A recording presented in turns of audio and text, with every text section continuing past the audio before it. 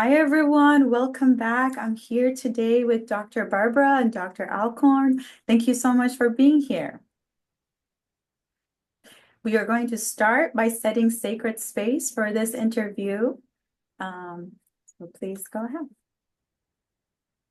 So the work that Barbara and I do is always done in sacred space because that provides a certain protection and also greater clarity of thought. I ask for sacred space around the three of us and anybody who's watching.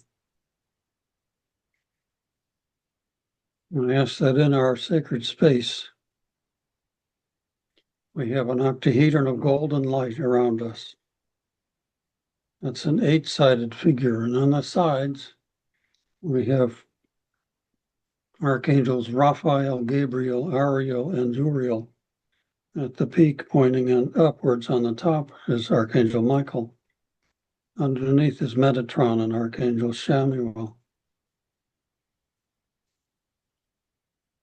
Around that golden octahedron, an octahedron of crystalline, clear, pure light, with a golden capstone on the peak pointing up, and another on the peak pointing down.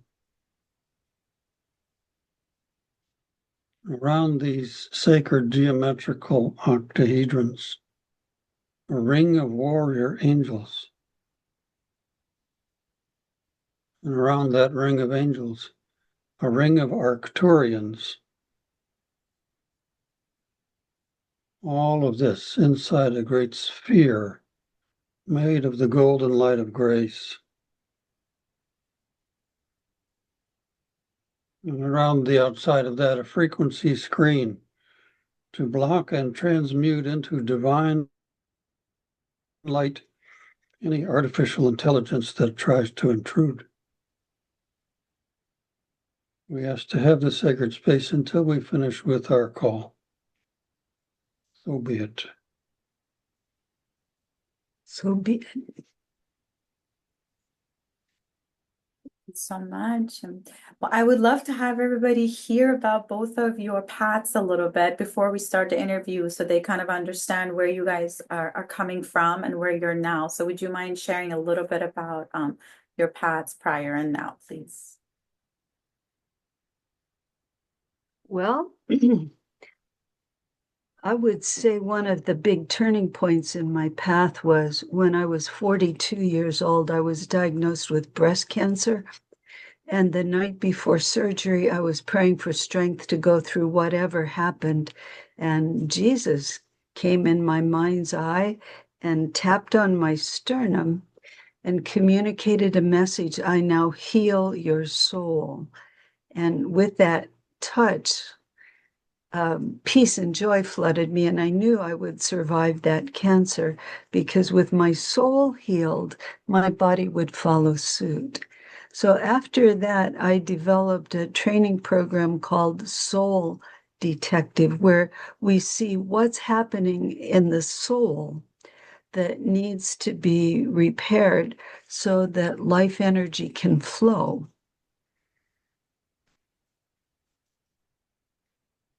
I am a recovering psychiatrist. I practiced psychiatry for 50 years and now I'm retired. And so I'm finding out what it's like to think about things outside of the context of clinical diagnosis and so forth. I have been involved in subtle energy work and healing for 25 years, so there's some overlap there. Started out doing hands-on healing and then gradually moved into more of a conversation with a client during which one could do a variety of things such as mindfulness meditation and shamanic journeying and other kinds of healing practices. I met Barbara and started learning how she does things, and that's called Soul Detective. So we are detectives of what's interfering with the soul's path. And that draws a great deal from shamanic work, but also other practices such as energy psychology and applied kinesiology. That means muscle testing to find out. We try to get sort of confirmation of what we're learning in the session. I get a yes or no for muscle testing. And we can deal with the upsetting feelings and so on that may come up in dealing with the traumas the clients have using energy psychology practices, which release stuck flows of energy in the meridian system, basically. Wow. Well, I've experienced both of your work and I've taken your course and I'm just so in love with it. I feel like like you said, it's the future of psychology and healing because it actually gets to the root of the problem. So I'm so excited for you to share a little bit about that. Dr. Barbara, would you mind sharing a little bit about the creation of Soul Detective and, like, because there's so many different levels that you teach us, right? Like it's not just one thing that's usually causing the problem. There could be so many things that could be causing a problem in a person's life. So would you mind sharing a little bit about that? Yes, there are two parts to healing. First, you have to figure out what the problem is, and then you have to find a solution. Like my grandmother had headaches, so they pulled all of her teeth. And that didn't stop the headaches because actually the headaches were coming from a brain tumor. So if you have the wrong diagnosis, you'll do the wrong treatment. So we want to find out what's behind it. And we look not only at the physical level, but at the energy flow level, also called the astral body, at the emotional level, because our feelings affect our energy flow. We look at what's happening at the mental level, because our thoughts create our feelings, which distort our energy and make our bodies not work right. And above that, there's the spiritual level, the different layers of the spiritual level, and the interface of the spiritual with the mental, which is called the intuitive level. That's where all the woo-woo stuff is. Earthbound spirits, ghosts, dark forces, ET interference, a lot of things that can't be seen on a medical test, but that are having an impact in a detrimental way to our energy flow. And it seems that these nefarious programs plug into our system through our wounds. So the first thing we start with in level 1 of soul detective work is a protocol to heal past life trauma. It's like if you take a class in high school and you don't pass, you can take it again. It's that way with the soul. You keep getting to try again until you master the lessons your soul wants to learn. So I'd like to show a portion of what we do in level 1 to understand energy flow. Would that be okay? Yes, that's wonderful. Thank you. Okay, let's see if we share. We will share sound. And okay, can you see? Yes. Okay, so this is my contact information, contact at souldetective.net, voicemail, and my website. Would you, as a former psychiatrist, say what this is? This is exactly what I do. The patient comes in with a tree growing out of their head. And the doctor says, it's probably psychosomatic, but keep taking the weed killer anyway.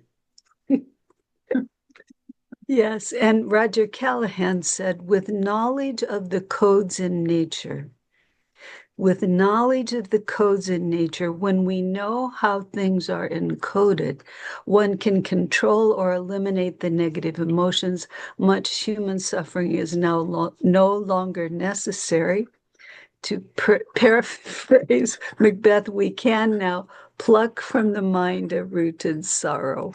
Here is a rooted sorrow. With energy work, we can actually pluck that from the mind. This is a picture of something from the invisible realm, usually invisible, but a woman named Inky came into her living room one day and she saw this little flower fairy attending to a poppy in her vase. And she said, stay right there. She went and got her camera and took a picture. So I love capturing things in the invisible realm. I wrote a book about healing past life trauma called How Healing Past Life Trauma Can Liberate Your Present. It's called Invisible Roots because these traumas are the invisible roots of challenges we keep getting over and over. It also has a part on helping earthbound spirits cross into the light. So it's dealing with ghosts.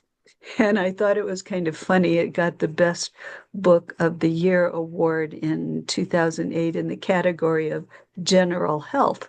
It's good for you, for your general health, to release past life trauma and helping any people who got stuck after they died get home to the world of light. Feelings do pass down through the generations.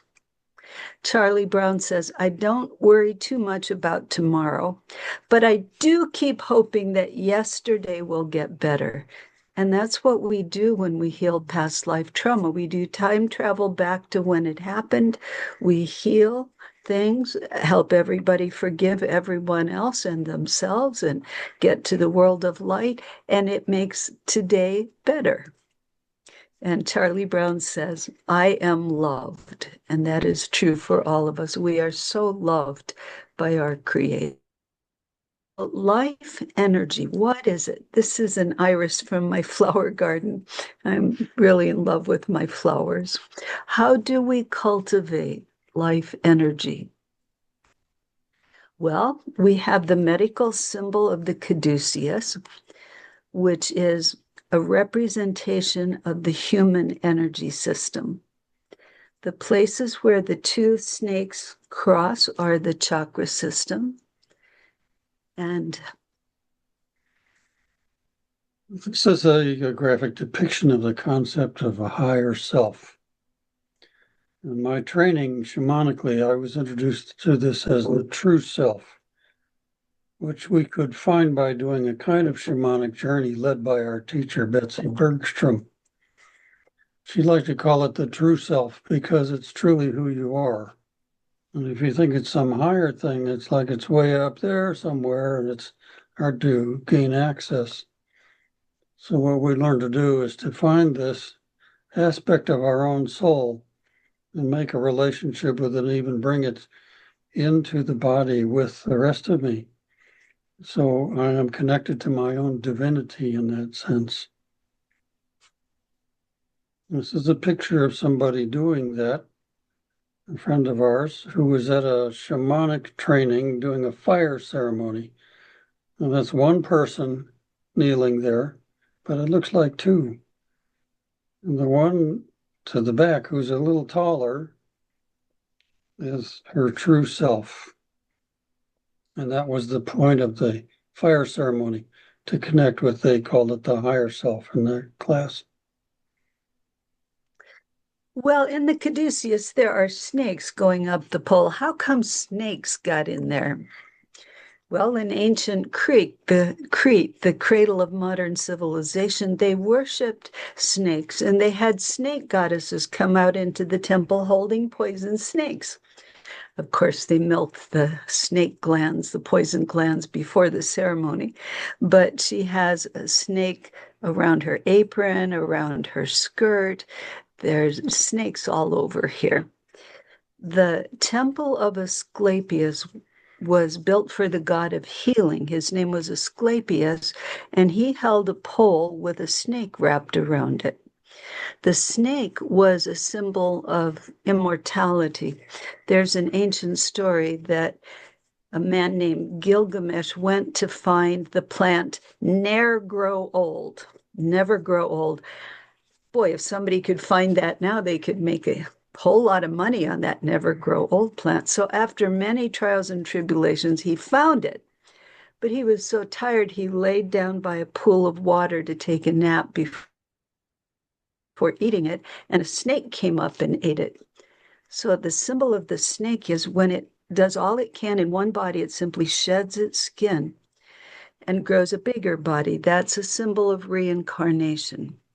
When we learn all we can in one vehicle, then we shed that and grow a larger body. In ancient Greece, people who were sick would go to the temple of Asclepius and lie down on the cold marble floor, and snakes would come out and crawl over them while they slept.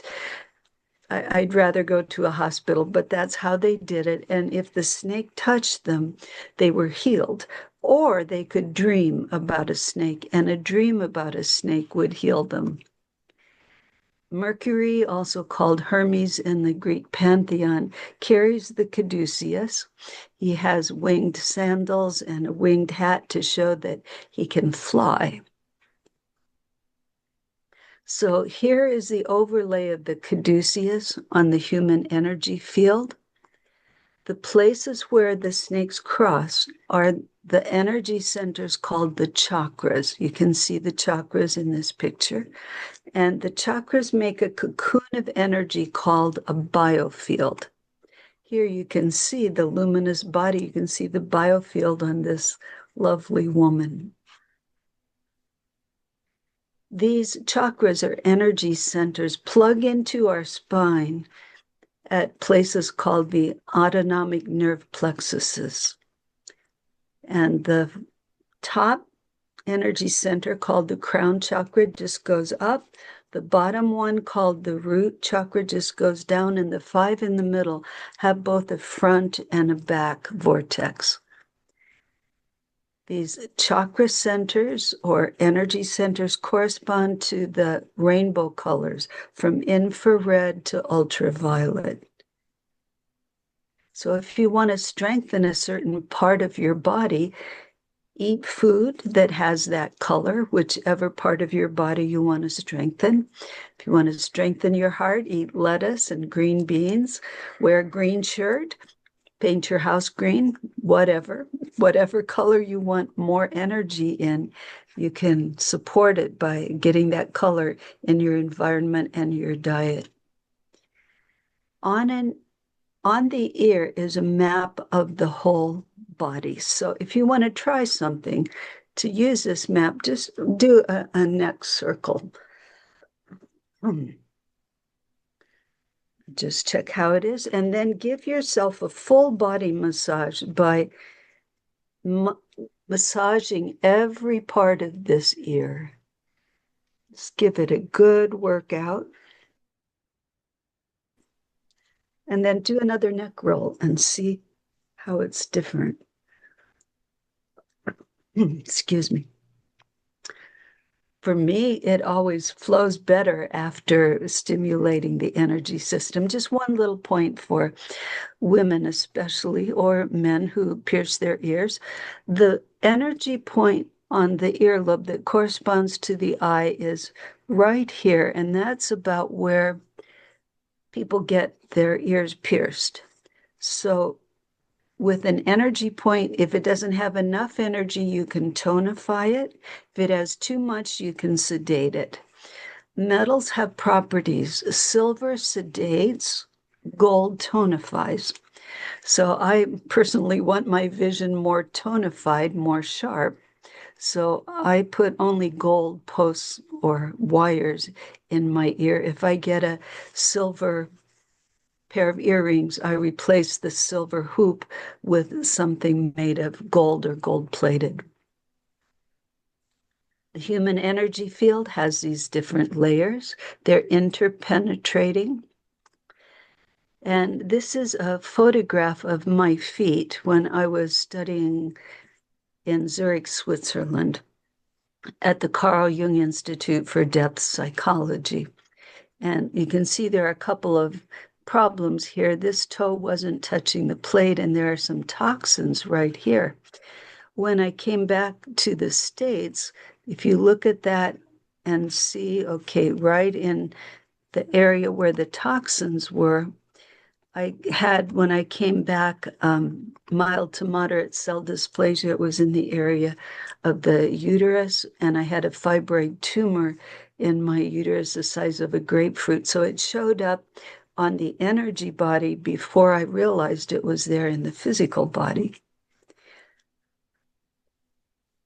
There is a map of energy flow to each organ in the body. These energy lines run up and down. They run up our arms, down the torso, and down the legs. And when one of those organs has insufficient energy, an acupuncturist can put needles in to stimulate that energy flow. There's a map of our energy flow on the hands, and you can see at the fingertips are the brain, the hair, and the eyes. These are the acupuncture points on the face. The stomach meridian starts right under the eye. See, it goes down, then it comes up and goes back down through your stomach.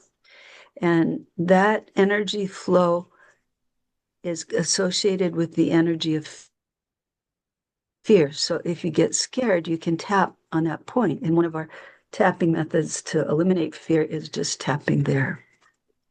Here we see an acupuncturist actually sticking needles in somebody's points. We don't use any needles in the soul detective training, no needles, because we found out that if we simply apply gentle pressure to the points, we can get an equal effect as doing acupuncture, which is great, but expensive.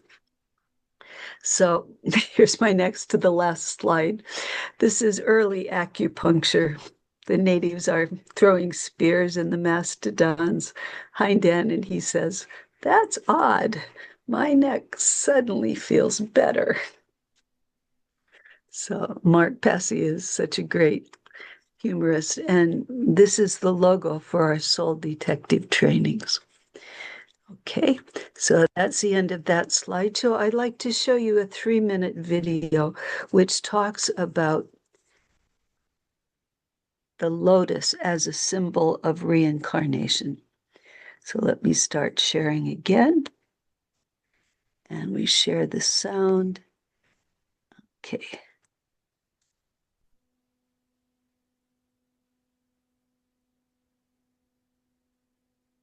Oh, I have to make it go, don't I? There's a go button in the middle. Oh, yes. Thank you, Bob.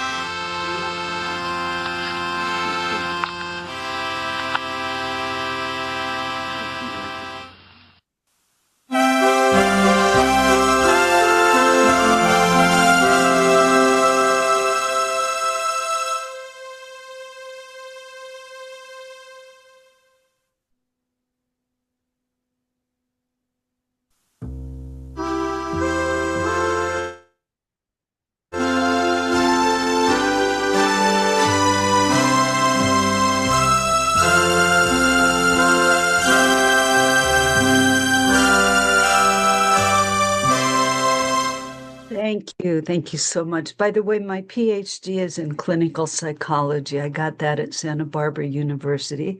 I worked as a clinical social worker for a long time, and then I retired my license because this work goes beyond talk therapy, goes beyond cognitive behavioral therapy, and looks at all the invisible contributions of what can build health.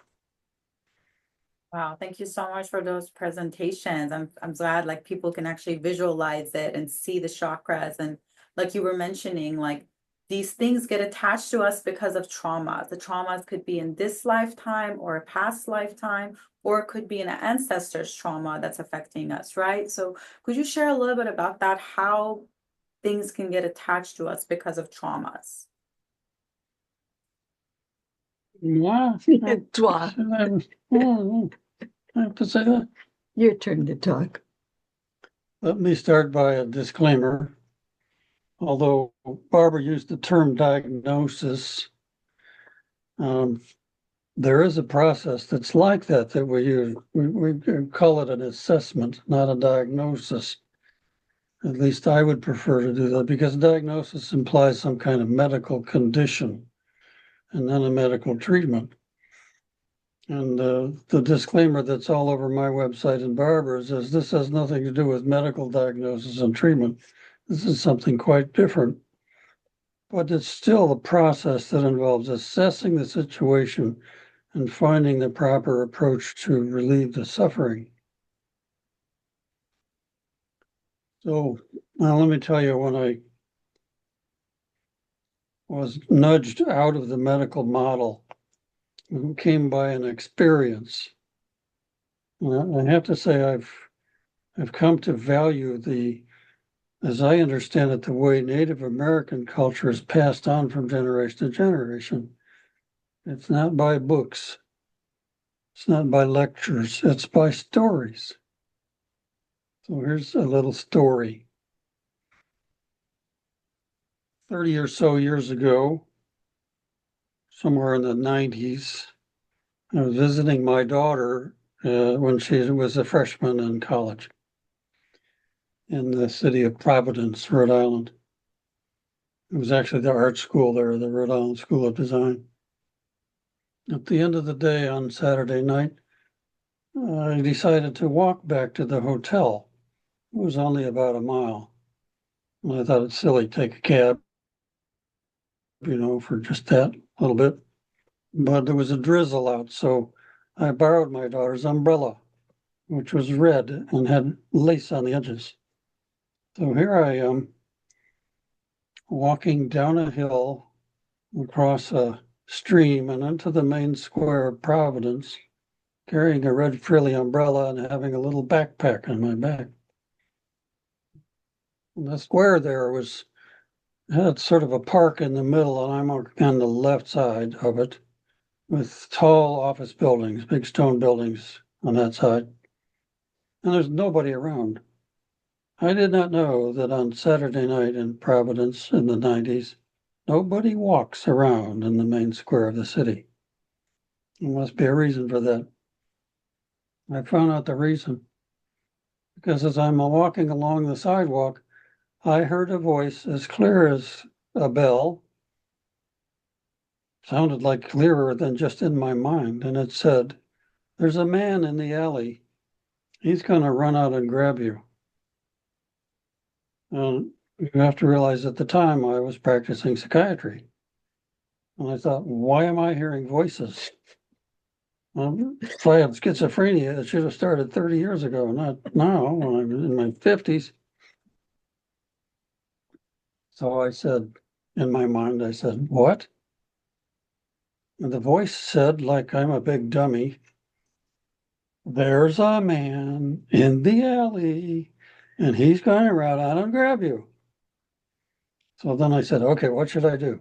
Should I run over to the other side of the park and make a mad dash for it? Or just race across the alley and head for the hotel? And the voice said, "Just walk across the alley." So I walked across the alley, and out comes this young man about my size, but 30 years younger and much more fit, who grabbed me by my left arm. And by then, I was in a different state of mind. This was really fascinating that something like this could be happening. Not that I get mugged, but that some voice was telling me about what's going to happen. So I slowly turned toward him, dropped the umbrella behind me, and looked at him in the eyes, because I felt like I needed to see, who is this person who's grabbing me? And so this young, fit man who had me by the arm looked at me and had a look of alarm on his face. Then he said, "I'm sorry, I made a mistake." And he ran away from me. The geezer, he ran away from the geezer to escape being beat up by an old man or something. So I got afraid. I wobbled back to the hotel, sat down in my room, and I thought, my entire understanding of reality has changed. Because I just heard a voice, and it was obviously not from the pathology of my brain cells. It was a higher intelligence that had my interests in mind and provided me a warning of something that was true and actually happened. So I had to rethink everything I thought I understood.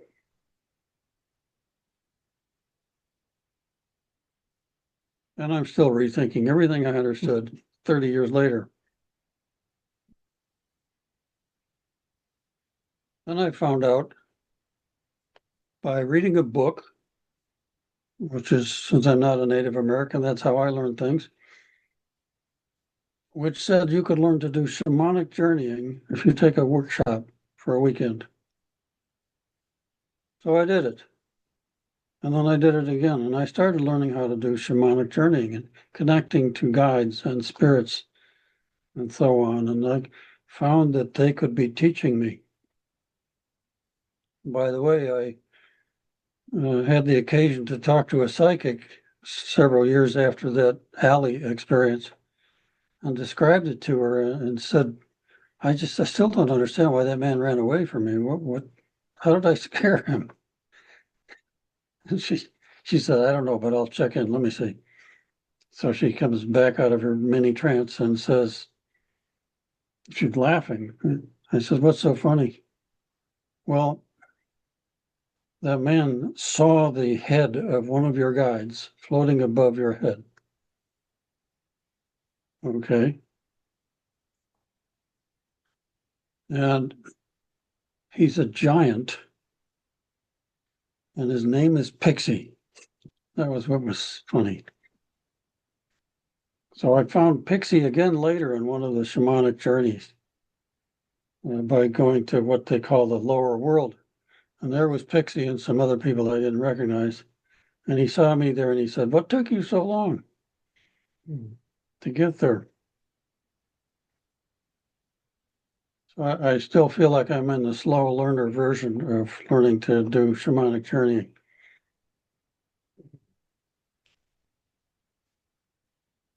And many of the trainings I've been to for intuitive training, such as healing stuff, usually the population of the classes is 90% women and 10% men, if that many.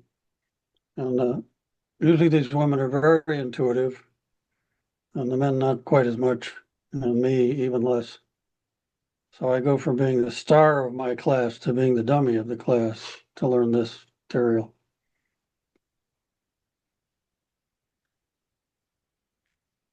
So this also changes the view of what psychiatric illness is.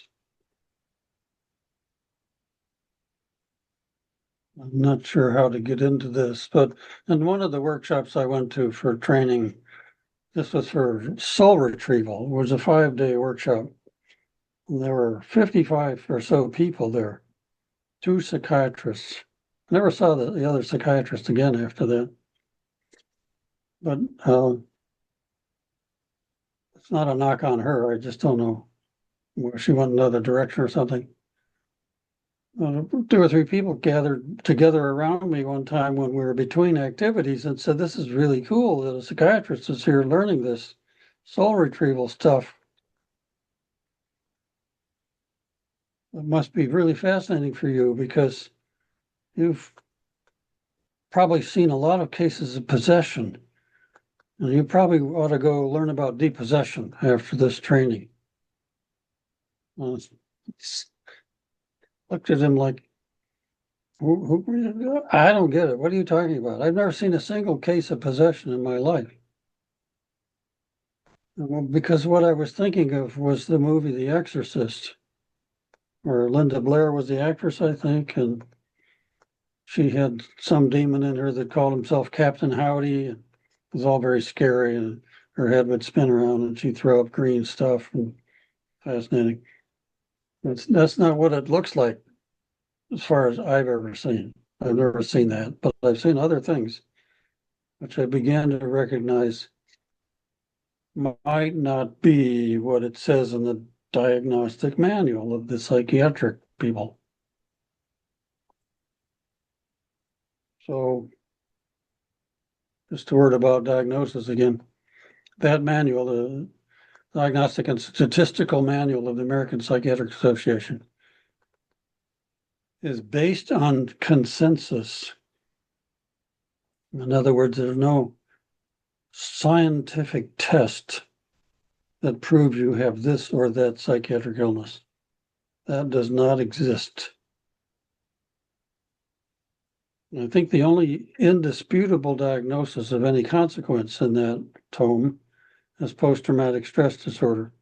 At least that's the one where we know what causes it. It's caused by trauma, some life-threatening trauma. And they have the criteria for what's life-threatening and all that. But we know kind of what does that, but we don't know what causes anything else in that book. If you don't know what causes it, then how can you be sure it's a thing? So, Robert, in your class, did they give you a list of what are some of the symptoms of spirit attachment? Oh, yeah, that's how they train psychiatrists, right? In my psychiatric training, no, of course not. In the shamanistic training, what was on that list of symptoms of? What is that? That was called compassionate depossession, was what I was studying. And the teacher, Betsy Bergstrom, I say her name twice because I owe her a lot for that, gave us a list of all the signs and symptoms of spirit attachment. And it's not called possession because the spirit can be attached out here on the edge of your field or anywhere within the aura, your energy body, all the way inside. And even being all the way inside, they don't necessarily possess you. Possession means they've really taken over and you're not even there anymore. I've seen that, of course, but all right, so that clarifies that. But when I saw this list of all the symptoms and so on, it was a complete list of every known psychiatric symptom. So here we have a very different way of understanding things, which comes largely from native people's practices, non-industrial mechanized society understood all this stuff in a very different way than our medical profession has tried to understand it. So the word diagnosis doesn't really fit so much. Now, I think the question is not to find let me put it this way. People would ask me, like in the class, when I was first learning this, other people would come to me because I was the only shrink in the room. And they would say, how do you know it's really a chemical imbalance in the brain? Or is it spirit attachment? And first of all, I said, this is my first class, so don't expect anything out of me. I don't know what I'm doing. Now, I think what I would want to say is the question is not whether this or that mental health diagnosis, let's say schizophrenia, is characterized by something or other that corresponds to the shamanic view, because it doesn't fit. The real question is this suffering person suffering because of traumas they've experienced in a past life? So there we jump over the medical wall into the Indian territory, as it were. Ancestral wounds, spirit attachment by dead people, ghosts, earthbound spirits, spirit attachment by other things. So that's one way to look at it. I thank Dr. Shakuntala Modi for putting that in her book, Healing, Remarkable Healings. It's a worthwhile read. Beyond that, I would say that as far as it involves spirit attachment, it depends on the nature of the spirit that's attached, what happens to the person. And it depends on how deeply the spirit has penetrated into the person's energies. So that's not really diagnosis anymore. It's more like a military assessment of who is the enemy and where are they, and how strong are they, how many are they, that kind of thing. Yes. Okay, yes. Shamanism is the traditional way healers have worked for thousands of years. And they have extensive training so they can learn how to go into the other worlds, find out what the problem is, and then they do the healing on the person. So it's a passive way, and it takes a long time to become a shaman. What I discovered in working with problems is that there's an easier way to find out what's going on. It's using the person's innate connection with higher realms. You might call it the universal mind, that we can, by testing the tone of a muscle, we can find out what's true and what's not true. For instance, I say, my name is Barbara Stone, and I push on this muscle, it locks. If I say, my name is Barbara Streisand, it doesn't lock because I'm not Barbara Streisand, although I'd love to be able to sing as well as she does. I'm Barbara Stone.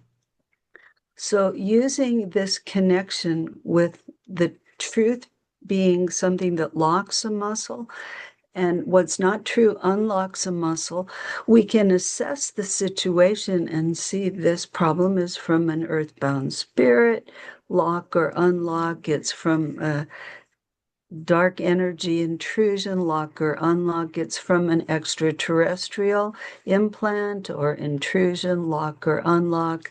It's from a reptilian intrusive energy, lock or unlock. We can find out exactly where that trauma started. And then we have different protocols for each problem. And what's different, excuse me, about soul detective work is that we always work for the highest good of everything. If there's a ghost attached, we work to heal that person who got stuck from negative feelings and couldn't make the journey home. If it's a fallen angel, we work to help get that fallen angel, sometimes called a demon, to find the spark of the Creator's love in their own heart, get reconnected to Source, and get back to being his job of being a good angel. If it's a reptilian, we work to help that reptilian get free of artificial intelligence, which controls its every activity. They're really just kind of robots, slaves of AI, help them get their freedom, get restored and rehabilitated, and then we offer a wormhole to a planet that's perfect for them, help them relocate to a better place for them. And this no enemies, only friends helps us stay out of trouble because I don't need enemies. So we work for the highest good of everyone and everything always. It's a unity consciousness model because we are all connected. And what one person does affects the web of life. It's like you have a big web, and at every intersection, there's a person. And if one part is tugging, everybody feels it. It is a fifth dimensional model of unity. And our purpose is to help us as a species lift up our vibration so we can go into that fifth dimension.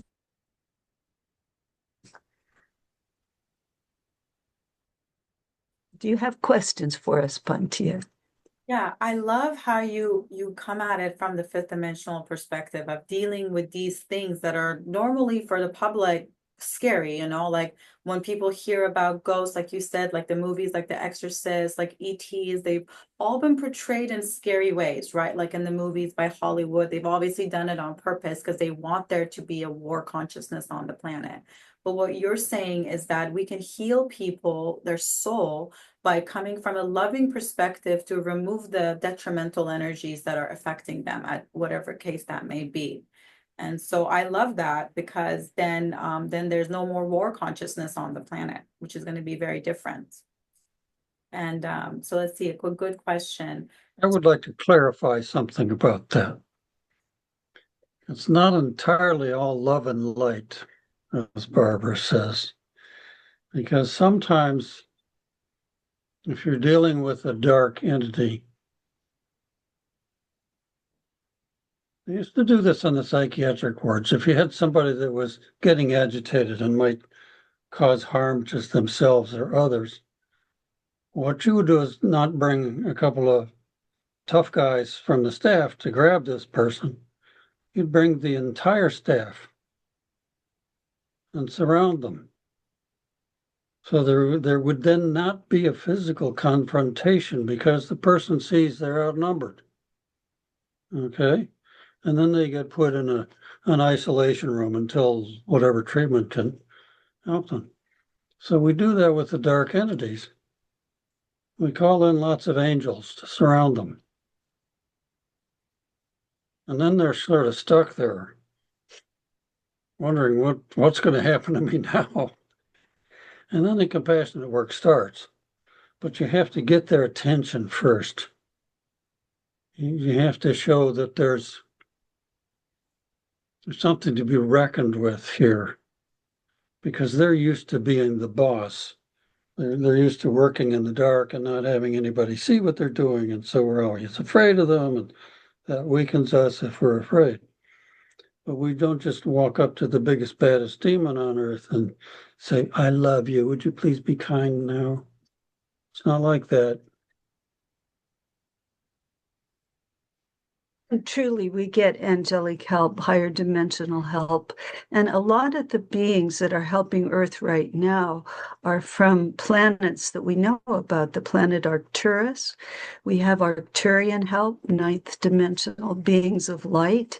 They don't have physical bodies anymore. They are just plasma bodies, and they may look like angels. The Andromedans are helping us. The Pleiadians are really helping us. Are cousins from the Pleiades. And I write about these different star groups in my book, Star Civilizations 101. It's kind of an introduction to a couple dozen star races that have been having an impact on us as we get closer to our ascension. They're here to help us lift our vibration and to help us get free of reptilian thinking. Because not only are there physical reptilians that have lived here for thousands of years in underground tunnels and cities, but all of us have a reptilian brain. There's a part of us that's been put there for survival, and we think about, how can I survive? When people let that part of their brain take over, then they don't care about other people. They just will do things that are immoral to try to survive. A man whose family is starving will steal bread to feed his family. We do things out of that reptilian thinking. So we need to lift all the reptilian programming from us, from the inside of us, thinking there's scarcity, so that we move into the flow of the abundance of the universe. And also, I want to say a little bit about what the Pleiadians have done to help us evict the reptilians from planet Earth. Alex Collier is an Andromedan contactee who shared the information that the Andromedans had a time machine where they could see what's going to happen in the future. And they spotted that around 350 years in the future, the whole Milky Way galaxy was under the domination of regressive forces, which would be the reptilians and the grays. So they went back in time to see where did it start. And lo and behold, it started on Earth, the moon, and Mars. So the council of wise beings said, uh-oh, we better go and help Earth, the moon, and Mars, or we're all going to be under the influence of these regressive forces. So they sent help. The Pleiadians, which are cousins of ours, they look much like us, except they're more beautiful, stronger, more handsome, more gorgeous, perfect bodies, live thousands of years because they have better DNA than we do. They came and they've been helping our military go into the underground bases and get the reptilians evicted. The first place they helped us with was they went to the moon. And Bob, do you want to say what happened when we landed on the moon? The first moon landing, I mean. Yeah. Well, this is according to William Tompkins, who talks about this and had it in his book, Selected by Extraterrestrials. He was an engineer and a creative man who helped to design some of the craft we used to fly to the moon. So he said that when the moon rocket was approaching the moon, they were accompanied by 2 reptilian ships. When they landed on the moon, they landed in a crater, and all around them, surrounding them on the edge of the crater, the edge of the crater. Yeah. The moon is kind of the edge of the creation. Wow. Standing around them, looking at them, were 9-foot-tall reptilians giving them the finger. Well, that's what Tompkins said. I don't know if they even had fingers, but the point was that was the attitude for them. So that has something to do with why we landed on the moon and then we didn't go back again for a long time. Why is that? That's kind of an odd thing. They said it was too expensive. It was too expensive to begin with. That didn't change. So that's the part that NASA doesn't want to tell us about. Right. There were reptilians on the moon and they didn't want us there. So the first thing they did, they went to the moon and they kicked the reptilians out. Then they went to Mars and they did 2 things. One, they armed the native Martians, who are a reptiloid species that are not aggressive. They're not nasty like the... Let me tell you, they armed the... Who is the they you're talking about who armed the Martians? The Pleiadians gave weapons to the native beings on Mars to fight the Siccar reptilians. These are 25-foot-tall beings, winged beings, very powerful, that had invaded their planet.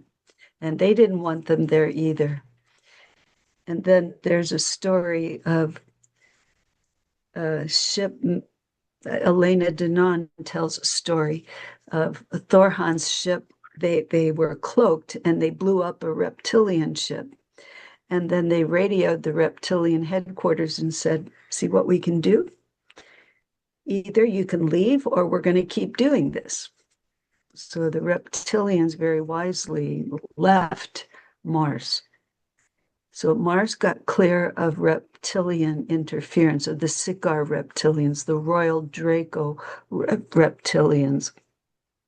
And now they're working on the planet Earth. I hear different estimates, like we're maybe 80% clear of what's in the underground tunnels. And the really bad thing about the reptilian presence is something that's been happening for thousands of years, ever since humans landed here, which was the reptilians were here first. And when they saw the humans, we just looked like a food source to them, like cattle. They considered us like cattle and they wanted to eat us. So they had been taking people into their underground caverns, especially children, and using them as food. So that's part of why so many people disappear from the planet, and that's something that has to stop. So it is being worked on right now. by a collaboration. It's called the Earth Alliance of some star civilizations who are friendly, helping our military in the underground tunnels. And some of the reptilians hide between the dimensions. They're very smart, very intelligent. Dimensions are put together at right angles. We have third dimension, fourth dimension, and they hide between the two, 3.5. So you can't see them in third dimension or fourth dimension. But the Pleiadians gave our military special goggles that can see interdimensionally. So when they go into the tunnels and they see a reptilian hiding between dimensions, they zap them with their weapons. So we are getting free, and part of the ascension process as we go from third dimension up to upper fourth, which is love, peace, and joy, is all the bad things that have been happening are going to come to light. And it's going to be shocking to people to see all the corruption in government. We're starting to see that clear up. And to see what has been happening in those underground tunnels. They've been rescuing children. We heard they rescued 1,200 children from under Area 51 who were being used for medical experiments, organ harvesting, lots of really hurtful, painful things. That has to stop because we are all one. This trauma to the human race that has come from these reptilian programs pulls us all down. And by eliminating that, we can rise to our full human potential. Yes, and I heard that there's like 60 levels below ground in Area 51, right? Like, so a lot of people think it's just the surface, but there's actually all these levels below. And what you're speaking to is that they've been doing experiments on children. And part of your work is also helping people heal from that kind of extraterrestrial trauma, right? Yes. Yes, and I So thought that, what we're talking about now may sound very fantastical to many people, unbelievable. How could this possibly so? And it's kind of inevitable that there are people who may be listening to this, watching this video later, who will be traumatized by hearing these stories. So regardless of whether you believe it or not, it's traumatic to hear about it. So And we should all put our hand in the middle of the chest, anybody who's feeling traumatized, right over the sternum. And then you make a circle going down on the left side of the chest and up on the right.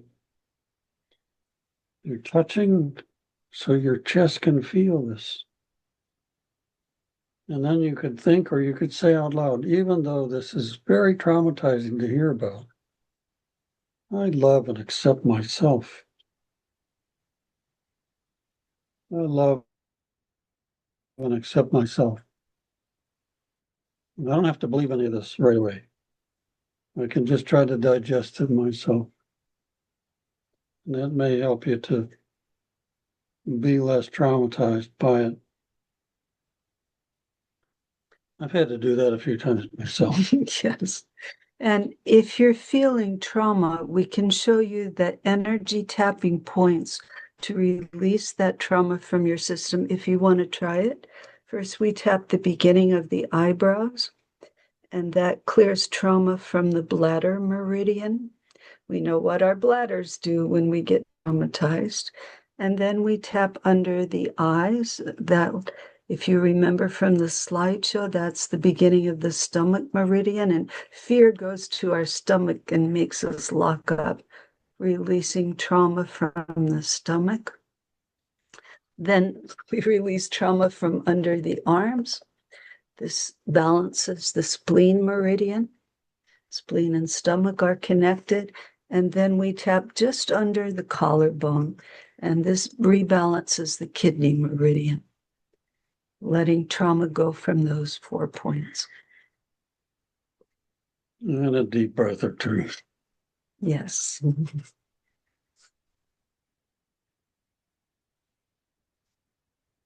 So we have to face what's really happening and then move through that trauma. And the soul detective training is for energy healers who want tools to help people who've been beset by invasion by earthbound spirits, ancestral trauma, detrimental energies pushing them to do bad things, ET implants. We have an ET abduction protocol. We have many different things to help heal.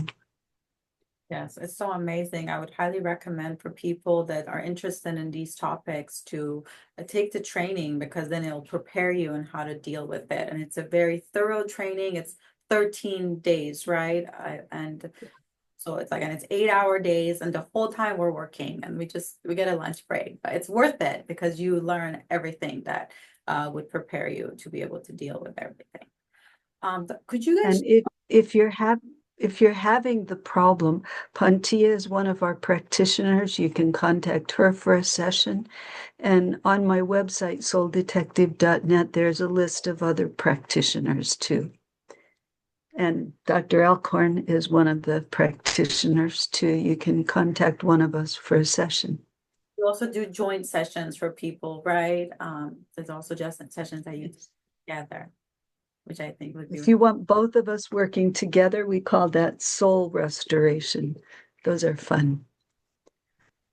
How It is a different name, but we do the same thing. We just do it together. Yeah. It's so powerful. I love your energy together. Like, to me, I this want to say that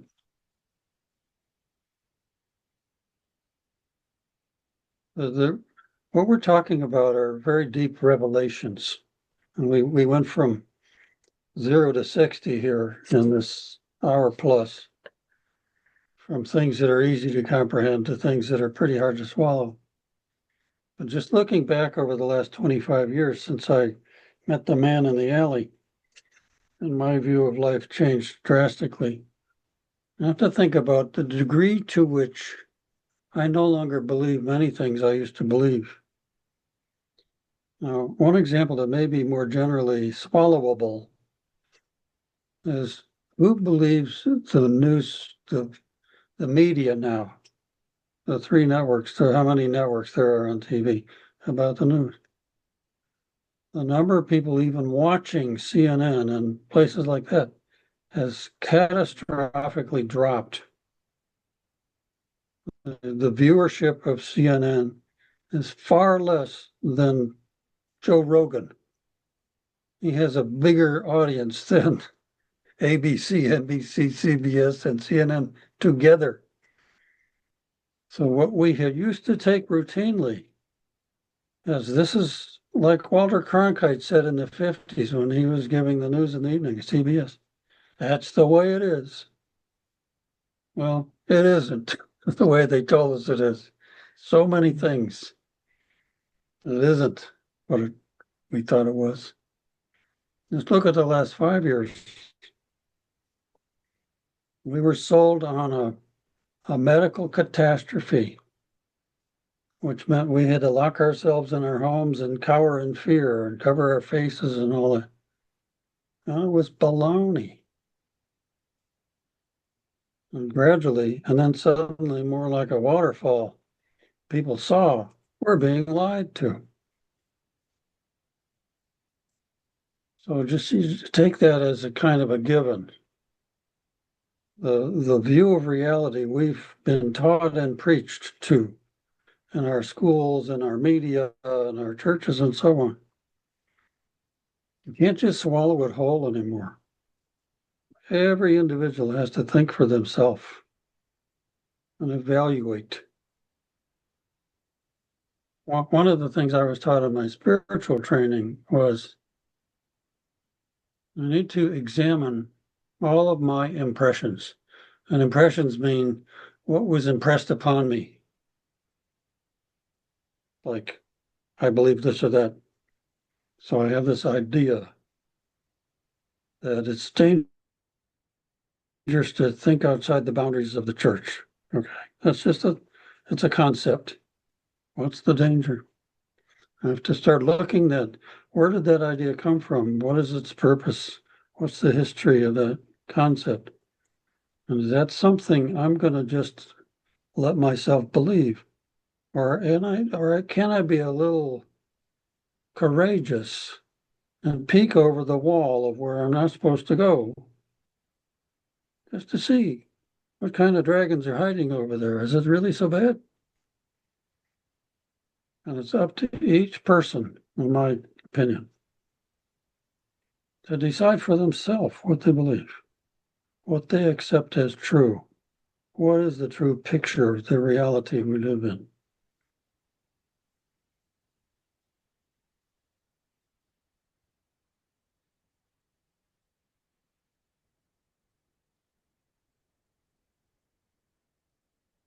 Yes, and that connection with our true self, our direct connection with the source, which I believe is total unconditional love. When we can plug into that, then we can resonate with what's really true and what's not true, what's right for our path and what's not right for us. Yes, many of the So people. I want to say a big shout out and thank you to Pantia for what you're doing and the way that you're spreading truth information, the way that you're connected to the higher realms, and how quickly you pick up on what people need for their own healing. So thank you so much, Pantia, for who you are. Appreciate that. And I know we've got to go here soon. Are there any last questions you have for us? Yes, since you know about all the darkness and everything basically inside out, do you still have hope for humanity's future? I'm hearing you do, but could you share what you see for the future of Earth as a possibility? First of all, I would not claim to know everything there is to know about any subject, especially one as big as the one you identified. The big hope is that at each step of the way, facing some new scary thing, every time I've done that, it's felt like jumping off a cliff without a parachute. But there's always been a soft landing. For instance, dealing with dark entities, I found there is nothing to be afraid of about them once we know how to deal with them, once we know how to enlist the right help. You can even have a nice sort of a chat with them. Not so sneaky and slippery as, for example, the Catholic Church claims, so that you just must follow this prescribed steps to do an exorcism. It's not as bad as that. And with the reptilians, maybe you can't really chat with them the same way, but there are things can be done. We have big help from the Arcturians for that. So I'm confident that whatever else we run into, there will be help for that as well. But we have to ask for that help.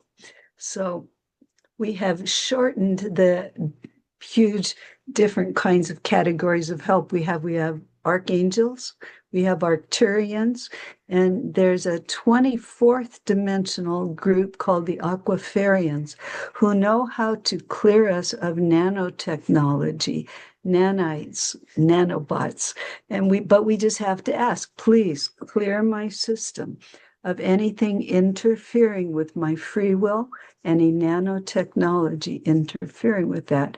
So I call them the AAA team because AAA saves me if I. Well, don't forget the Arcturians. Yes. Is that in there? Archangels, Arcturians, and Aquafarians. Those are the three AAA things. So this bears going into a little bit when you talk about eliminating nanoparticles. So the way I understand it is there are these nefarious constructions made of carbon fiber nanoparticles that have been injected into people. And once they warm up in the body, they become active and begin replicating and forming more complex structures. That was the point of all those injections, as a way of taking over the human being from inside.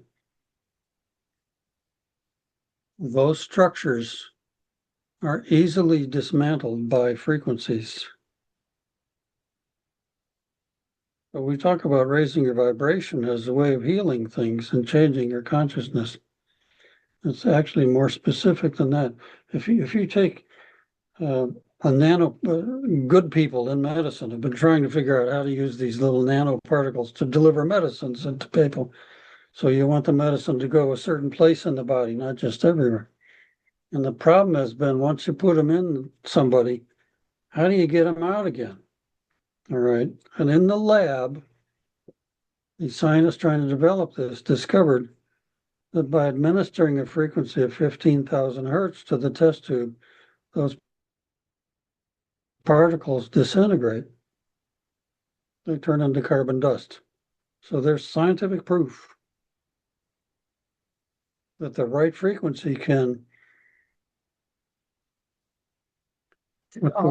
disintegrate these nefarious constructions that are submicroscopic in size. So maybe prayer can do that, because prayer is a way of introducing higher vibrations into the body. Sounds, electronic signals could pulverize these things. And once it turns into dust, the body can easily eliminate it.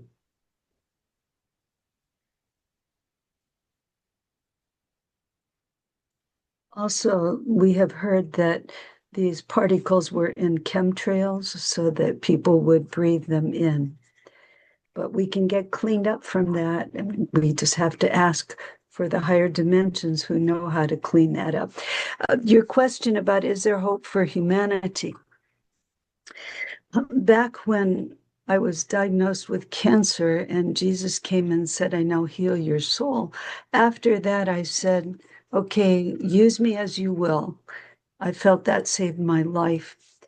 And then a client came into my practice who said she was the survivor of satanic ritual abuse. And those things that she told me were so horrible, just unspeakable horrors. And then she asked me to write her story.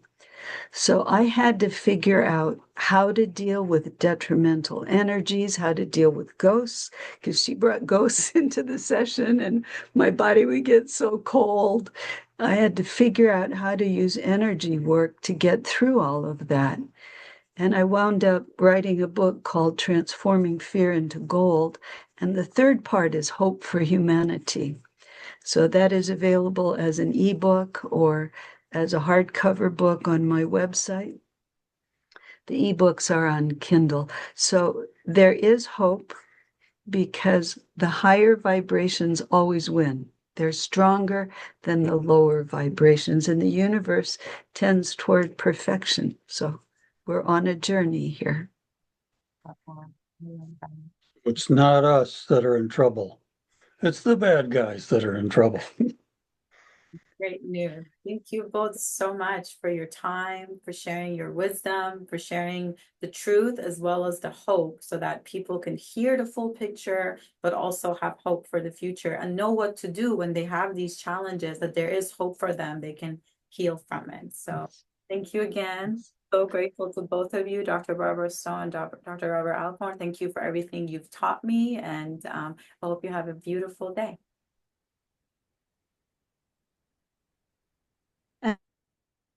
And thank you to everybody who listened clear through to the end of this video.